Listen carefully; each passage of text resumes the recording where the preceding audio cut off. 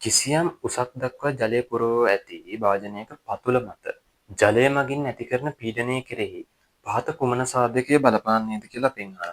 ඒ කියන්නේ ඕකට ප්‍රැක්ටිකල් එකකුත් තිබ්බ මට මතකයි. දැන් ඔයා හිතන්න මෙහෙම මෙන්න මෙහෙම භාජනයක් තියෙනවා. හරිද? මේකෙත් ජලය පුරවලා. හරිද? සම්බන්ධ කරලා තියෙනවා කියලා හිතන්න. නිකන් මෙන්න දඟර විදිහට එකක් තියෙනවා. කොහොමත් එකක් තියෙනවා. හරි.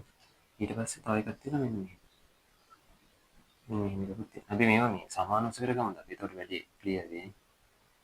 මේකත් සමාන උස එක තව චුට්ටක් උස කරමු. මේ ඔක්කොම සමාන උසක්. හරි. මොන වගේ හැඩයක් තියෙනවා කියලා හිතන්න.